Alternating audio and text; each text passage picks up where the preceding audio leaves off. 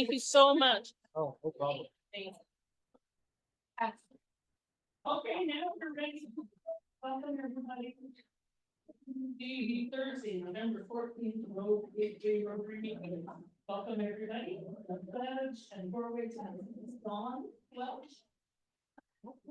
Here it is. Okay, please repeat after me.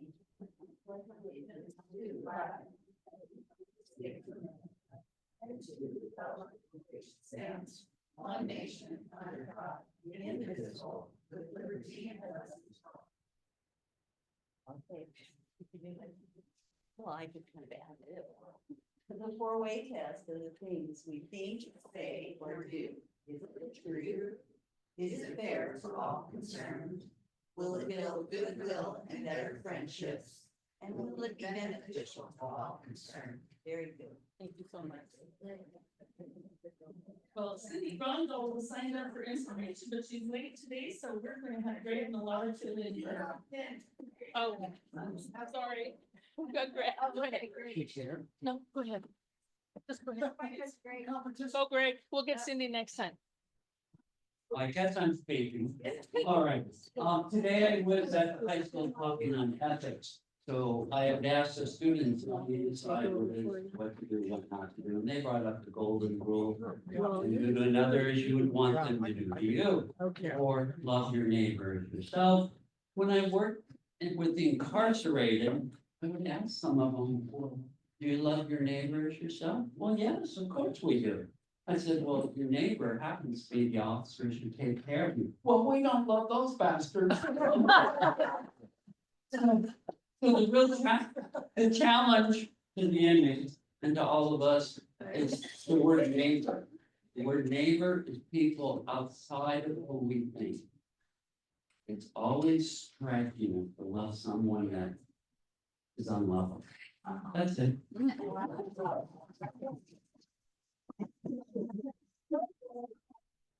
Now that was inspiring. Do we have any visiting Rotarians? Or Rotarians with guests today? With Brenda, speak up.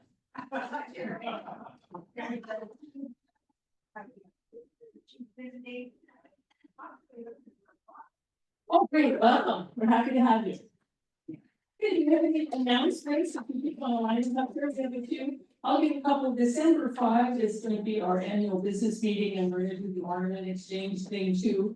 And so we'll be electing officers, you know, we queue up several years in a row. We have Valerie Lovelace is going to be president next year, Jenny Jackson the year after that, and then we'll decide on the person the following year, and then have some committee reports, make sure we're all up to snuff on what we volunteered to do. Oh, we got a lot of announcements. Come on in. Okay, you all got your emails. We've got our backpack stuffing event coming up on December 12th. I got my huge response from all of you, which is not a surprise. Thank you very much. I do have one school, Riverside, still hasn't been spoken for, so I do need somebody to deliver the backpacks to Riverside. Think about that. If it's something you can do, please let me know, and I'll get you put down on here. So anyway, backpack stuff coming along great. That's going to come over in the morning to the food bank and get the peanut butter and the tuna that they were able to purchase for us, and then the rest of the stuff is at my branch. Thank you to Donna and others that may be able to see about getting our mandarin oranges, and that should be the last of what I need for the backpacks. So I'm pretty excited. It looks like everything's staying under budget, even without the $1,000 that I think that we lost. So I'm really pleased about that. Switching hat, December 19th, ornament exchange. So make sure that you're thinking about looking right now while there's fun ornaments. I thought that was December 5. Well, we'll figure it out. Okay, I did told the 19th, but it might be the 5th. So start looking right now for ornaments. So we've got it going, okay? Anyway, that's coming up. Thanks. Okay, reminder on Operation Joy, holiday cards for folks in our local nursing homes. You can bring me a bag full of holiday cards that you filled out. You can bring me a bag full of holiday cards that you haven't filled out. Maybe want to take a big handful of white cards and invite some of your friends over and say, hey, come over for a little holiday party and we'll write cards together. So just a reminder, we're gonna wrap this up on December 12th. So we'll need all the cards filled out by then. Thank. Hi, everybody. I'm with the Boys and Girls Club, and I wanted to remind you guys that our Keys for Kids event is coming up on November 22nd. And we have some seats and tables that still need a home. So if you guys are interested, just stop by and let me know, and I've got some information about how to buy tickets or buy a table. And that is it, thanks. Okay, tomorrow is the big day. The blue bags can come in. Tomorrow starts the 20% match for all the blue bags with returnable bottles and cans that you can bring by. There is a couple of ground rules. There is a limit for how many bags can be processed per organization per day, it's 15. So if you have been saving yours up the way we've been trying to remind you to do, and you have more than about 3, it'd be nice if you can make t-shirts, bring up the 3 one day and bring the other 2 another day, etc. Or get a blue bag buddy with somebody who will take your other bags another day so that you can drop them all off. Done. It starts Tomorrow, last up. and it goes till December 2nd. So it's only a couple of weeks. One other thing, if you have glass bottles, a lot of glass bottles, it gets heavy, so you may only be able to fill it up about halfway. If you have plastic bottles and aluminum cans, you can fill the bag up way at a time. So, then the limit goes to, because it has to do with weight when they process it, they don't want to be lifting up more than 20 pounds. And if you have a full bag of bottles, it can be more than 20 pounds. If you did glass bottles, you just have aluminum cans and plastic bottles, if you like, you can fill it up to the top when you tie it on. Hey. Sure. That's that one. Right.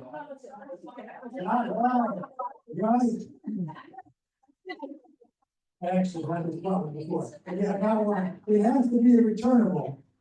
Has to be a returnable, refundable, bottle. Yeah. Thanks. Patty, if it were wine bottles, we'd be rich.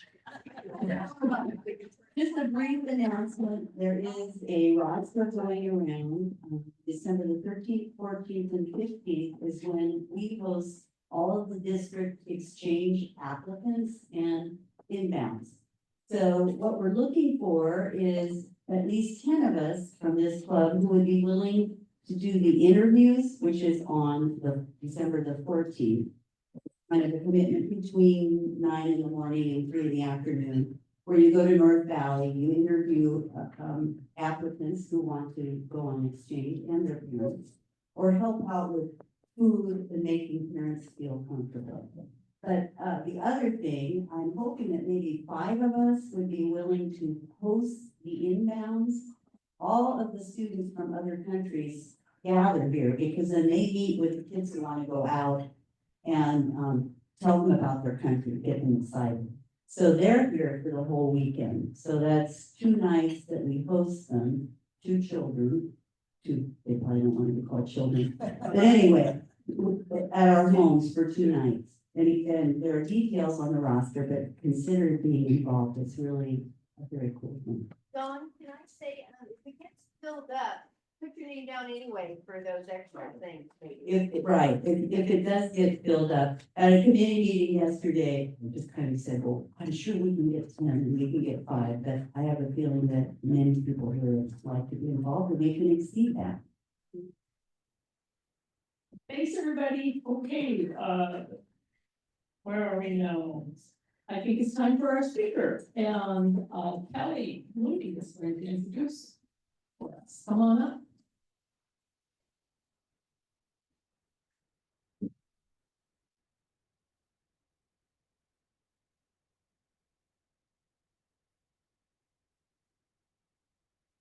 Yeah, I have a little bio to read about Cassie, but you're just gonna walk through it and everything about her. She was born and raised here in Oregon, which I like, but the real name. Cassie spent most of her life surrounded by the picturesque landscapes of Oregon. We all know about that. Her deep-rooted passion for community service has been a guiding force throughout her personal and professional journey. As a dedicated nurse, yes, Cassie's a nurse, she has devoted her career to not only providing quality health care, but also addressing the social determinants of health that affect our most vulnerable populations, and don't we know? In an effort to make a lasting impact, Cassie, little Sally. Cassie, Start Mint, a nonprofit organization that provides healthcare, case management, housing, and community support for the homeless in our community.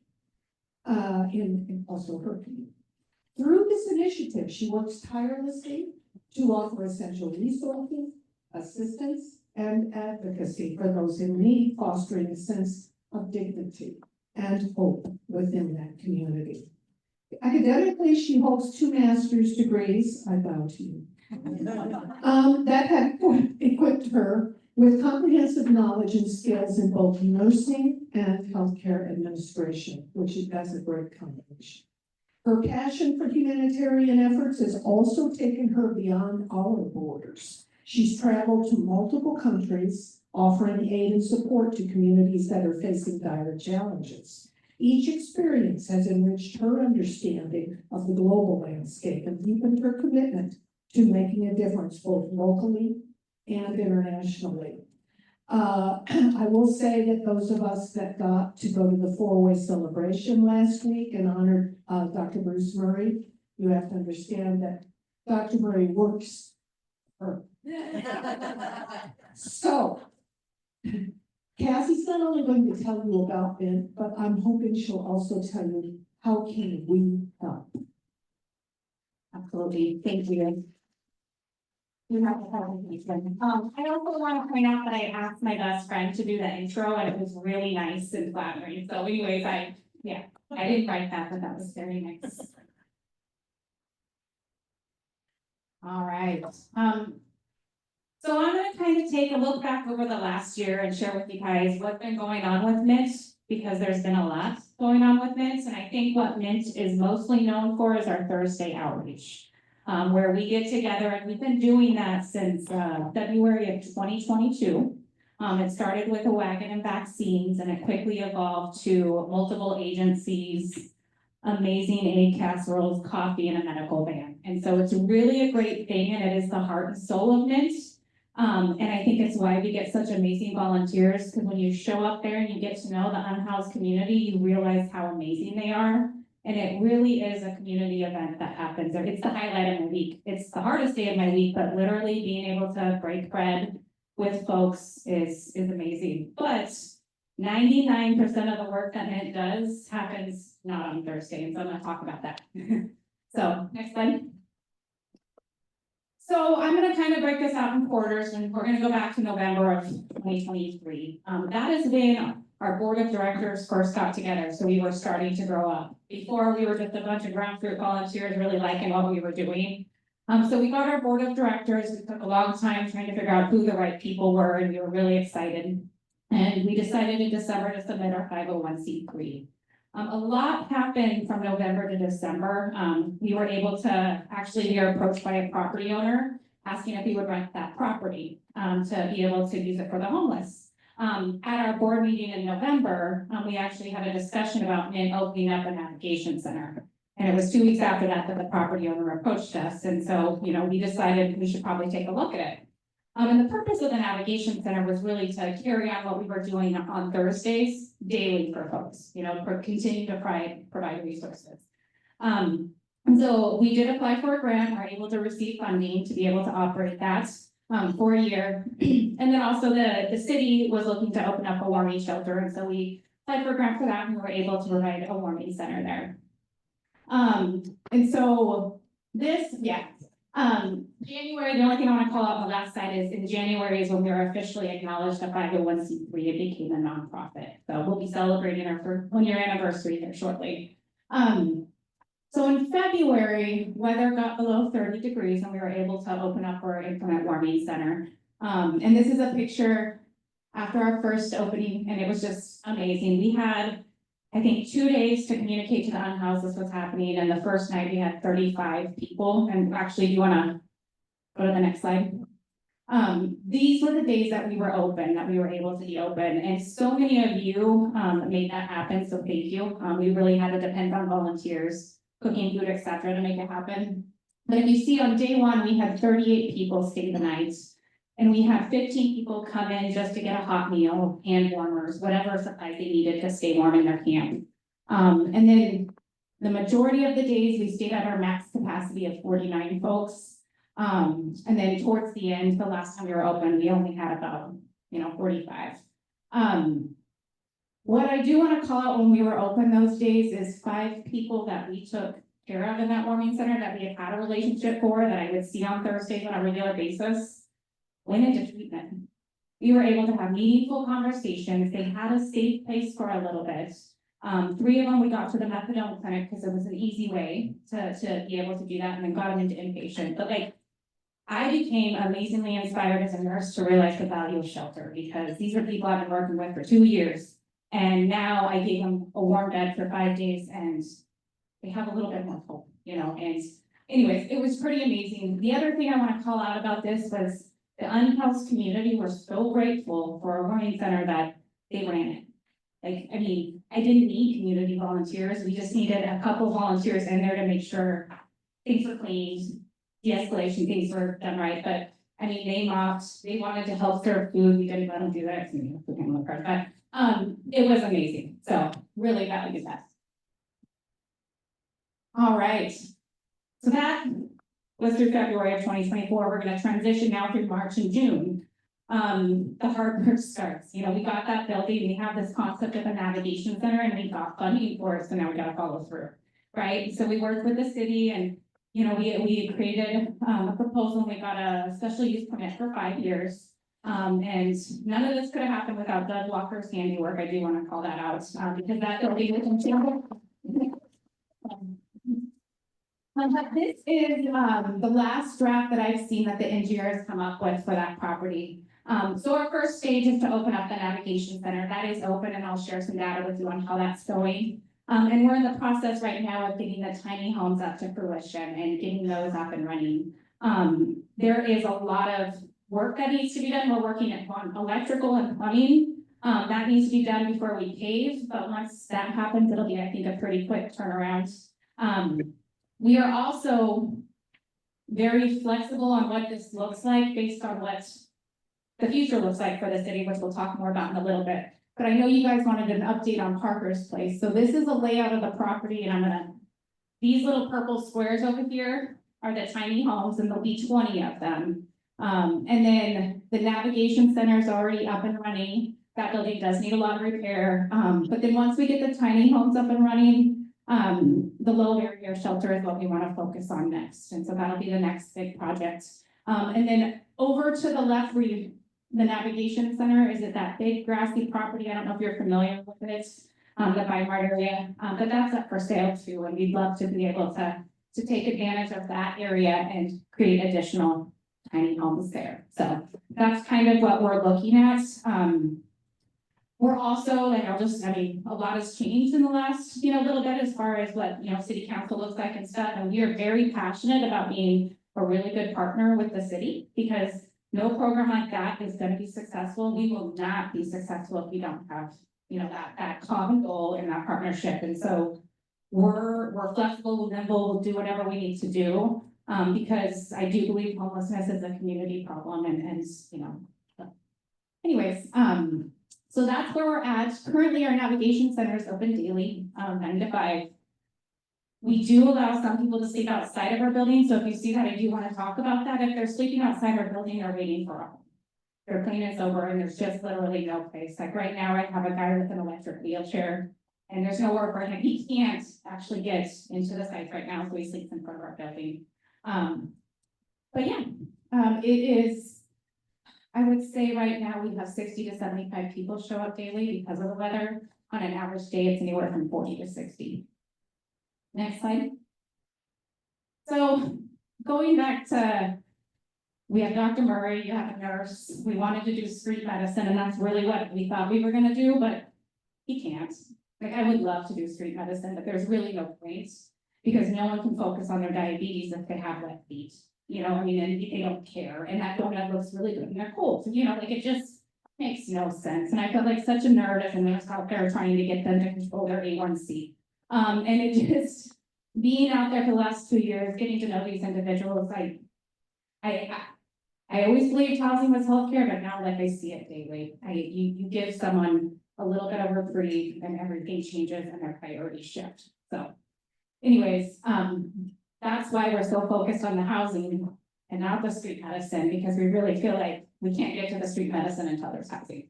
You know, one day I would love to go around in that medical van and find homeless people, like that's my goal. That really is my goal. But right now, shelter's more important. Okay. All right. So July was really, really, really busy. And also, you know, the Supreme Court, I don't know if you guys heard about that, but that happened.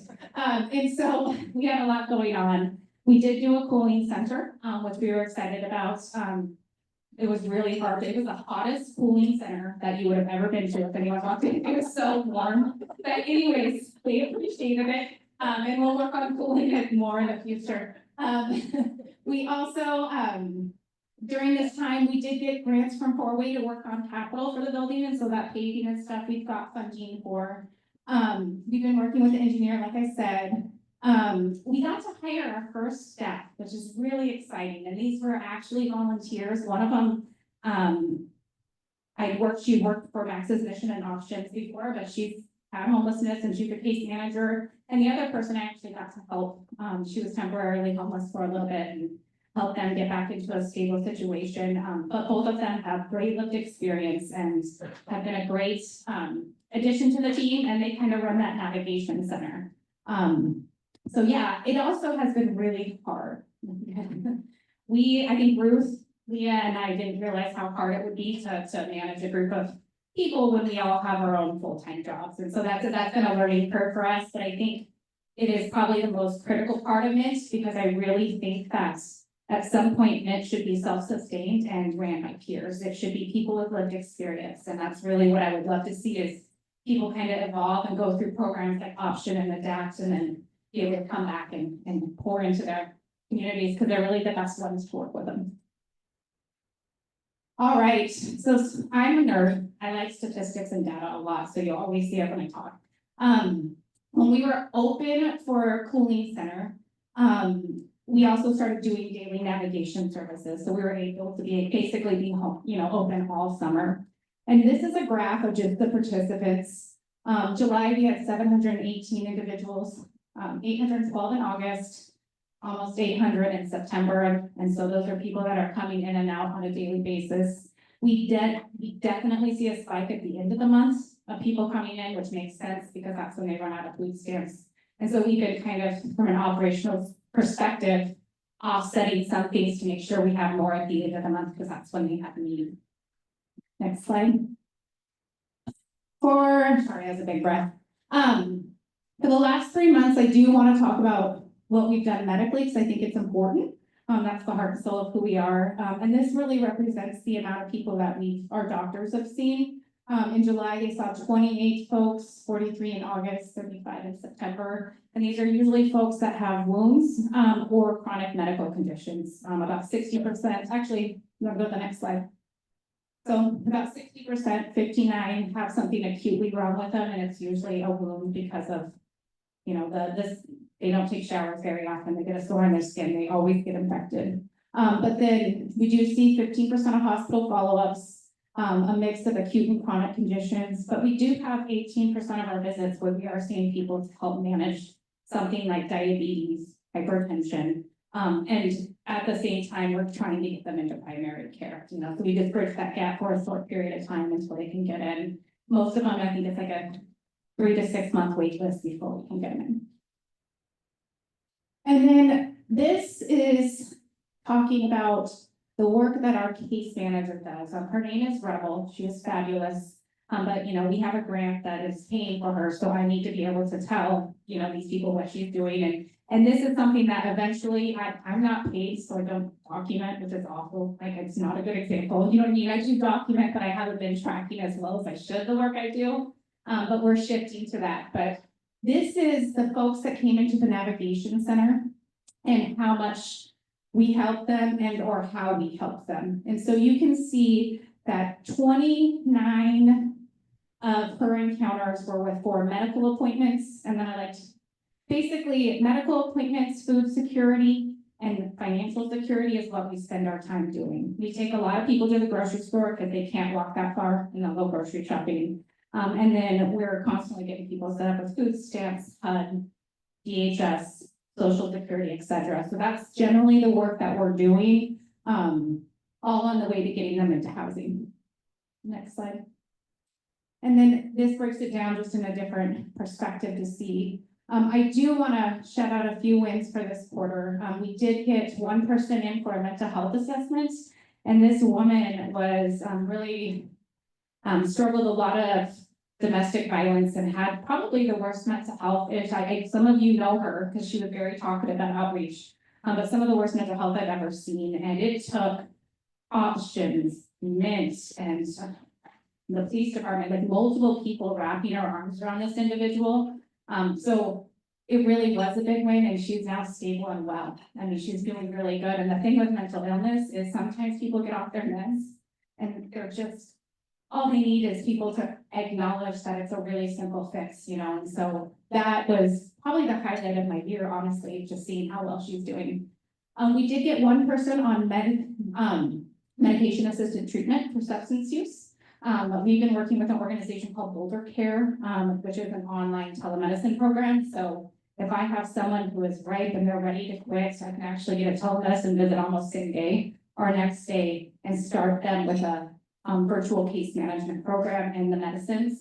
And it works for our younger, not our older population, but our younger population is very comfortable with virtual interactions. So. And then 2 people did assessments for substance use treatment for inpatient programs.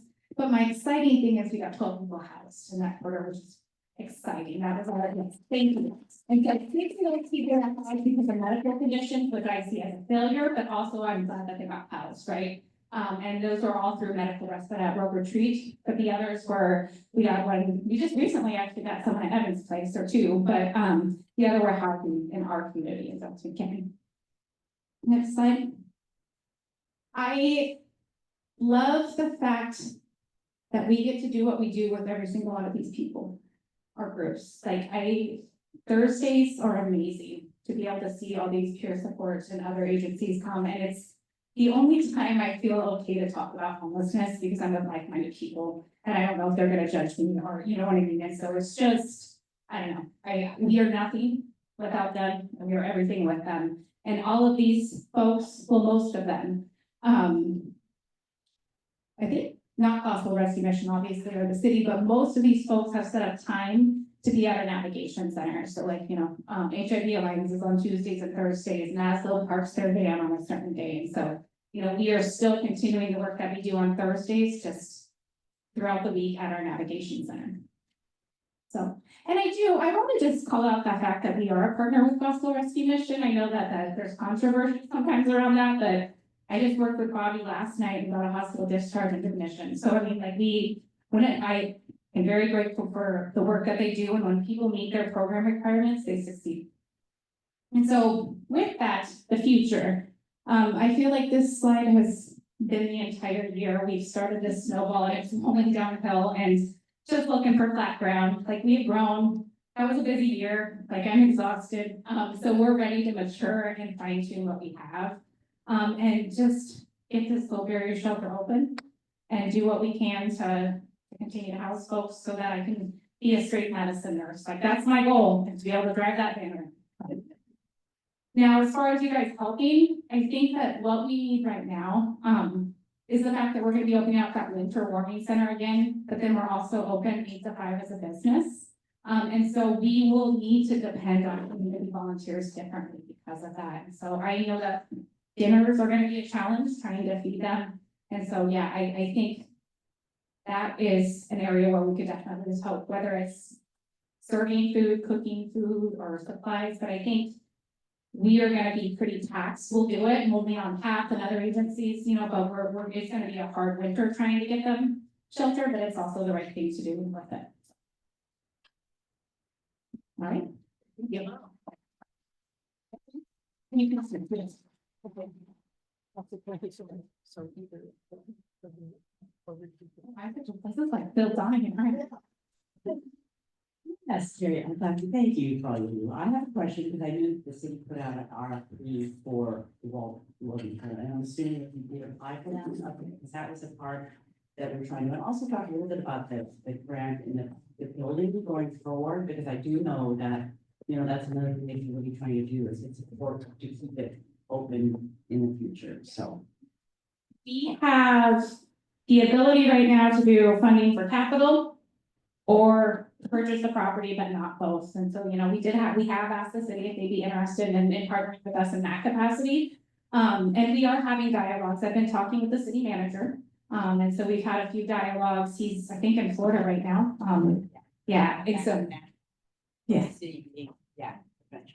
So, we are gonna be meeting with him again on Monday, but, you know, I think that the city and Mint are very much alike in that we wanna solve the problem, you know, I mean, and it's just, can we come together to solve it the same, I mean, like, will we all be on the same page? So, but like I said, that's where we're at. As far as operational dollars, we have enough operational dollars to get us through in our current state, 2025. Through grant funding, and so like I have enough to support my staff through the end of December.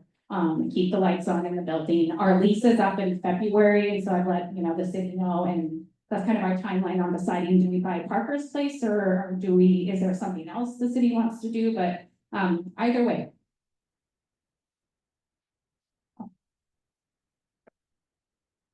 First question is primary care physicians. Are there certain ones that say, we'll take your patients? Or certain clinics or any of that? And then GS, you had on your partners, you had GSM. Is that? Okay. And then, which one makes me sort of sad is it easier to say this person is suicidal to get the services that you need as opposed to saying, you know, they're, you know, is that what triggers help? Okay, so the first question, primary care, yes, there are amazing primary care providers that will open their door. I mean, if I need to get someone in next week, you know, I call Bruce and make him deal with it, but either way. He takes care of it, yeah. But he'll take care of it. I have to say, Mountain View's been phenomenal. Mountain View Family Practice has been great. Senna Anderson, I think, but we've really not, Grants Pass Clinic, I mean, they've been really accepting. Bruce did a really good job of front loading this with the All Care IPA. And so we got in front of them at a big dinner one day and said, this is what I'm doing. And what we said is, if you see our patients, we will bring a case manager. We will make your job easy. You don't have to worry. If you prescribe something, they're gonna get it, you know, and so it hasn't really been an issue. I'm so passionate about equity, and I know that these people, you know, aren't getting what they deserve, but I like systems that work, you know what I mean? So I hate using back doors unless I have to. So, but, and then That trigger that gets somebody help? no, not really. I mean, that's the trigger that gets a immediate mental health assessment. But 95% of the time, that mental health assessment isn't, like, people don't get admitted into mental health facility in a crisis very often. So no, it's, yeah, I think we tell a story, like we bring humanity to these people, you know what I mean? And, you know, I can think of one gentleman that Bruce has been working with for 2 years, and I actually think he'll retire now because he got the guy housed and he got his surgery. So I think he's ready. But like, that guy's been, I mean, I've thought, I've gone to bed at night and thought, I don't think he's gonna be alive in the morning. Because he was so suicidal and I couldn't get him the help he needed, so. And sadly, I wish it was a triggering factor, but it's. Okay, well, I'm speaking more from the practical end of what you said. And so we were talking about how we could help. Well, I can look around here and say, we're not all chefs. So, making food is not always gonna be their thing. And, let me tell you, I do the casseroles in the morning, and I'm not John Jones, who does unbelievable casseroles. And, it was a real yay for me this morning to find out mine actually weren't running. Yeah. But here's the thing. I wonder if you want to mention, or I'll mention, and then you can tell me if I'm right or wrong, that at Parker House, there's a need for clothing, like especially men's clothes. And so yeah, come on, shed some clothes here. Anyway, and also blankets, pillows, all kinds of things besides food, okay? And also, what if somebody just says, hey, here's $30 to help you get meals? Isn't that okay as well?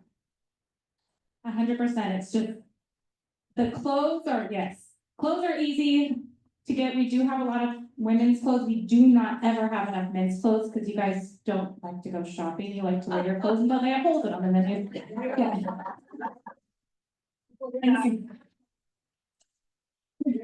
So that is always, we will always get excited over men's clothing, and yes, anything, if you just, yeah, hand warmers.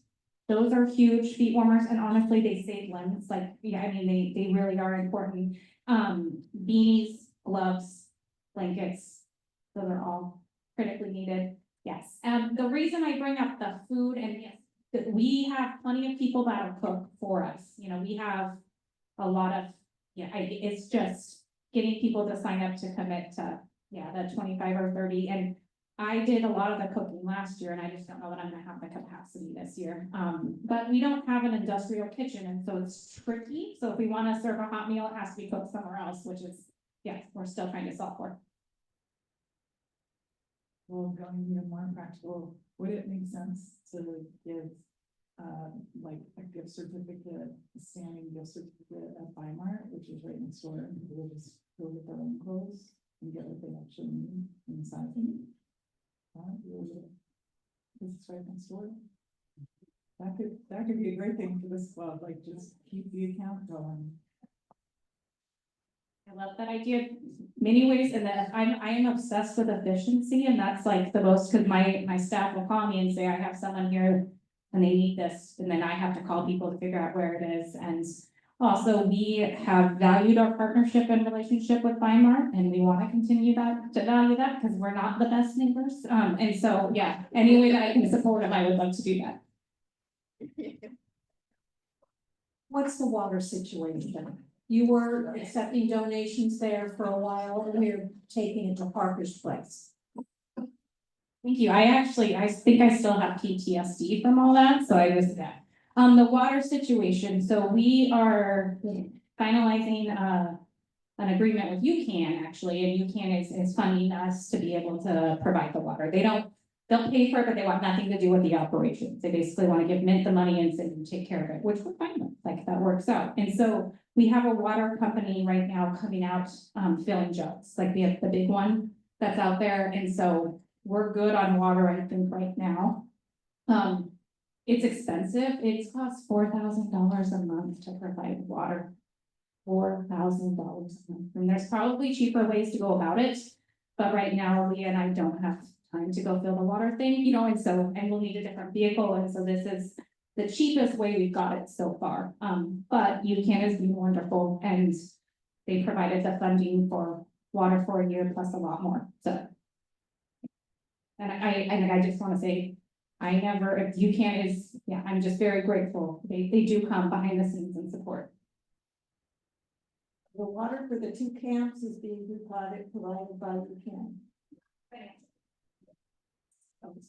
So if we wanted to contribute to water, we go through UCAN. You could bring bottles to Parker's Place, absolutely. We still hand out. Yeah.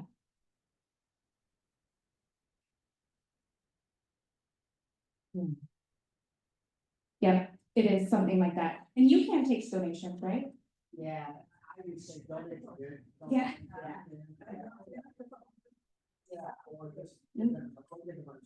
Yeah, we're making sure they get water, and then you can't write us a check, you know, to make sure it happens. One more question.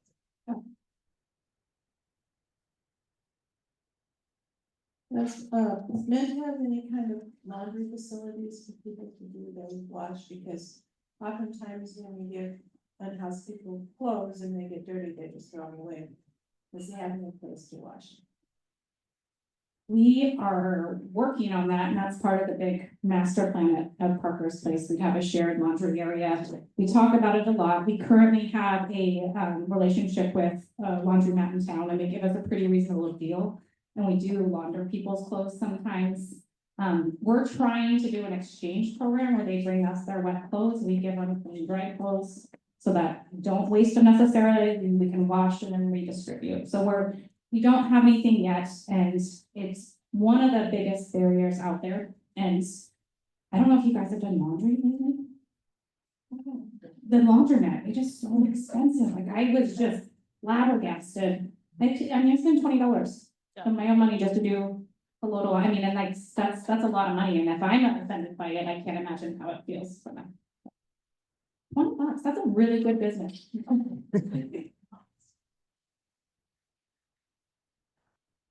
Cassie, thank you so much. I know I speak for all of us. Stay up here. Really represent the best of all of us. It's very emotional for me. Let's give her a standing ovation. Thank you for what you do.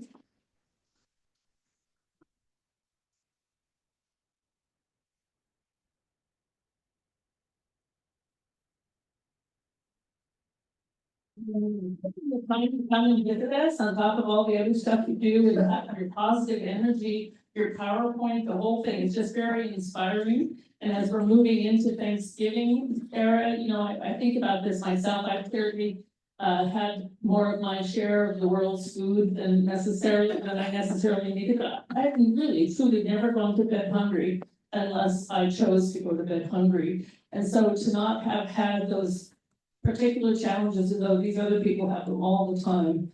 Thank you for so much. It's really, really important. Thanks. Okay, Kelly, you're oh no, excuse me, Valerie's sergeant. Also, I just want to say, two other quick notes. I think if we get the December sign up, we only have 3 meetings in December. Are we good, Deb?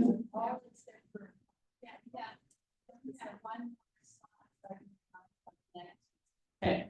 We'll take a look at that. And also, I want to say I went to the 4-way dinner as well. There were so many of us there. It was lovely. And I want to acknowledge that Dr. Bruce Murray stood up and said, he was talking about Doug Walker, our Doug Walker. And he said, this guy is a tornado of a person. And I think he meant that as a compliment. But it's such a gift to us to have so many of us here who want to do good things. And I just think Doug and Bev and so many of us feel better when we're helping others. Jody's shaking her head, doing all the backpacks and so forth. So I'm just feeling especially grateful that I landed in this club. It's just fun and funny and makes me happy every single week. Here you go. And I would also like to echo what Doug said, that there are organizations out there, I know UCAN wants to help, but they're stretched. They literally are stretched over 4 counties. And so they are not around when they need to be around. So Mint is our local place. So that is the place to give money and to support in any way we can, because they're out there working and doing the dirty work that we all know needs to be done. So anyway, thank you for that, Cassie. I always like to go down my rabbit hole. You know, it's like, gives me a chance to go and see, oh, what's so wonderful online. And interestingly enough, it's Diabetes Day, and I didn't really want to spend a lot of time talking about diabetes because that was really, my heart bleeds for those who have it, but it was not something I wanted to do. So then I found that November 14th is Children's Day in India. And so I did a little bit more research, and it was even more fascinating because there are 1 million different children's days in every single country. As a matter of fact, I think June 1st, the old Soviet Union when it broke up, and communist countries celebrate June 1st. So there's, I think, 49 countries that celebrate June first, and there's another 30 that celebrate November 20th, which is next week. And was actually declared by the United Nations as Children's Day.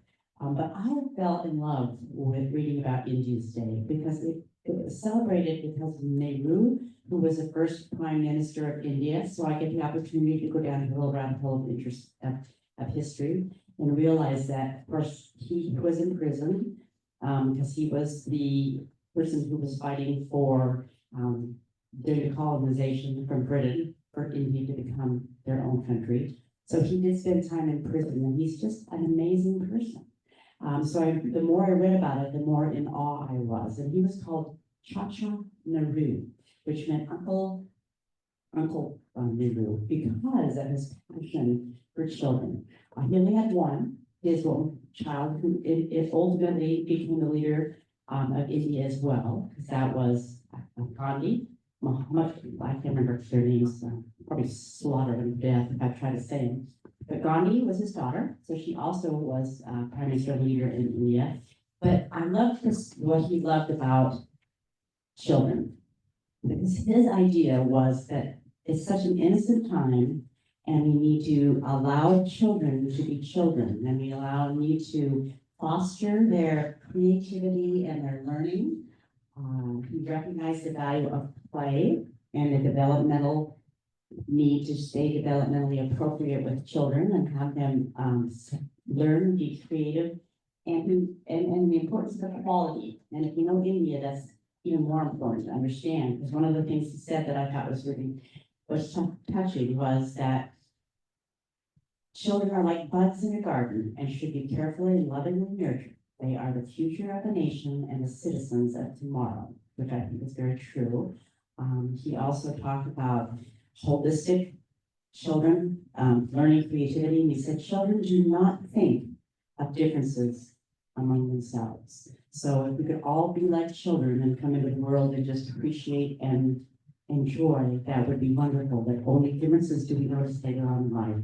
So just reading about it made me go back in my own life and remember my childhood and those innocent years of when you were, I say 9 and under, and I say that because I watch my grandchildren. Once they hit 4th and 5th grade, they're history. I mean, you are just history to them, and they go on a whole different direction. But those years of, when I lived in Denver, I lived in Denver for my first 9 years. And so I go back to those days and think about, we were always outside. I think my mom got us up in the morning and kicked us outside. And so I have so many wonderful memories of this little tiny hill in our front yard and a round sled. And we spent days and hours just going up and down that hill and down that slide. We had a huge tree next door that we used to hide underneath and do all sorts of fun, interesting, wild things. There was a mansion down the street, which I've gone back since then. It's really not a mansion, but it was a mansion when I was a kid.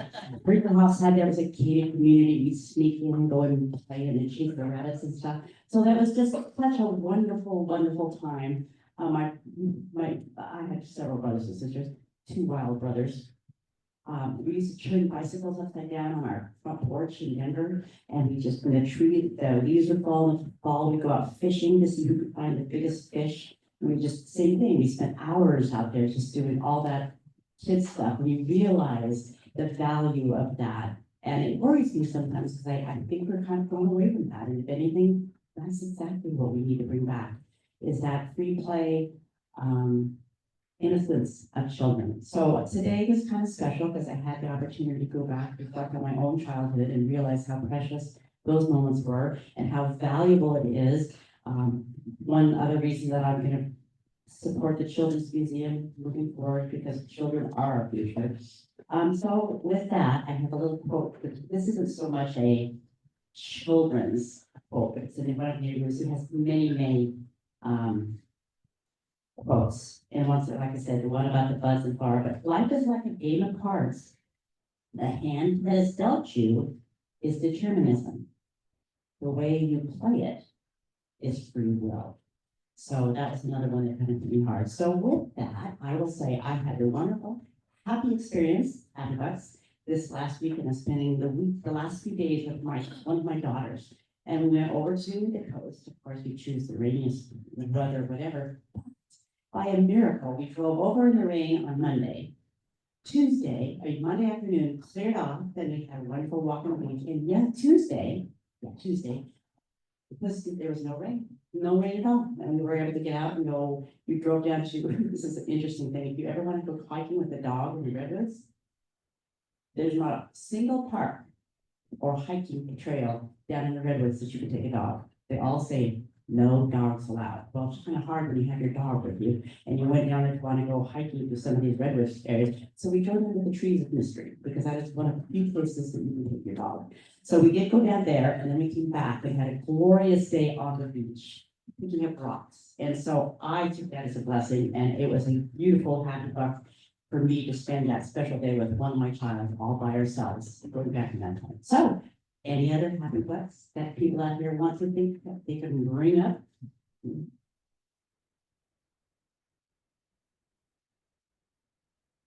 Last week. So I wanted to give a couple happy bucks for the Halloween party. We were only there for like a half an hour. But I brought my 5-year-old and we're walking out and Tim has all those inflatables in his yard. And Calvin walks over and touches it and like, hey, this isn't our house. You can't do that. And he's all, well, I wish it was, and then hit it again. Not movies. That's what I love children too. They had no qualms about saying exactly what's on their mind. I have so many while I was writing them down. I'm sad you're leaving the city council. Yeah. And I love your focus on equity, and your empathy, which I think is a wonderful, wonderful, wonderful trait to have if you're in city government. And then I was invited the day after the election to go up to Bandon with 5 other women. And it was a perfect place to be, with 5 other women. And I don't mean to be mean to men, but there was no men there to solve the problems of the world. And it was just us, and it was great. No offense, because you do a lot of garbage store. I wouldn't start because well, I probably think fault, and I'll tell you Susan why it was his fault. If anybody wants to know. I should put that on Facebook. And I'm sad I missed the 4-way dinner because I bet it was extremely special, but I was abandoned. And we've recently gotten into Ted Lasso. We just finished the last episode last night. And I'm just saying, if you want it to be uplifted, watch a little Ted Lasso. I'll use a little humor and uplifting sometimes. I wanted to thank Cassie and what you do, you know, some half bucks for you, that the Mint program is fabulous, and I love the graphic, and I hope to share this with people that are like, well, what are we doing about that? And there's a lot of judgment around here about homelessness, but not a lot of answers, so thank you for being one of these answers, so we can go to children. I don't know, some of you may have seen this, there was a little a ditty this morning on Facebook from a teacher. And it was that she was doing, kids were writing essays and struggling with punctuation. And one of the children was struggled with the flying comma, which is really an apostrophe. And the teacher said, I know it's an apostrophe, but I will never think of it anything again other than a flying comma. So here's to a flying comma. Once again, not children. Well, I have 5 happy bucks because I think for about 5 meetings now, there's this green grass carpet out here in the front. And I like it, it's neat, it's fun and everything. And just today, it's dawned on me why every time I leave, I think I'm drunk. Because all the grass, they all lean in one direction. So when you walk, it slips to that one direction. It just dawned on me today. That's why it feels weird when you walk out there. One foot, and it sucks sideways. So now I feel better, I'm not drunk. Okay,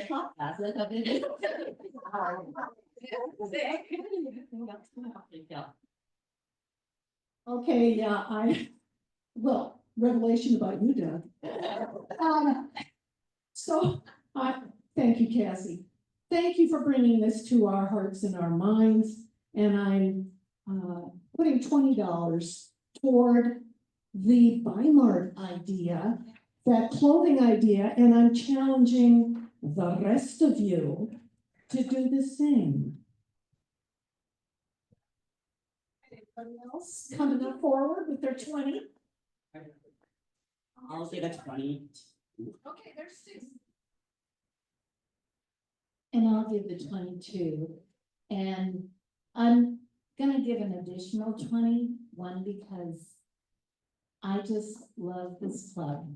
And talking about children, I love the childishness of this club and the innocence and the fun and the beauty and the love. And it just warms my heart every time I walk through those doors and I see all of you. And when I walk out through the community and I see all of you doing good work and sharing and loving people, and it just makes me happy.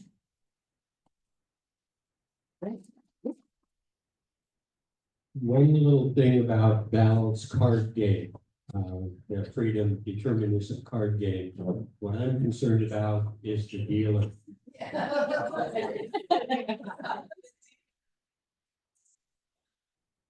All I have is $2 left.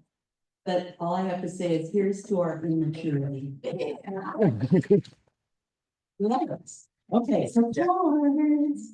And I'm gonna come back. I got thoughts. No, I don't. They're in under the thing. They're either here or there. There. Cassie, let Cassie be the person to choose.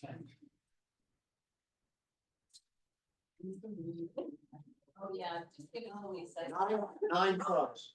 9 of clubs. I don't think I can get this. I have a space. I got it.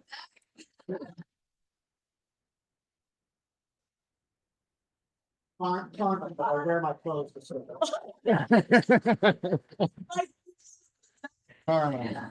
Okay, thanks you guys for another great meeting and our thought for the day. And this is, I found this, I used to work with the environmental science department at Willamette when I was at university when I was there, and this came from Paul Hawken. Inspiration is not garnered from litanies of what is flawed. It resides in humanity's willingness to restore, redress, reform, recover, reimagine, and reconsider. Healing the wounds of the earth and its people does not require saintliness or a political party. It is not a liberal or conservative activity. It is a sacred act. Thank you. See you all next week.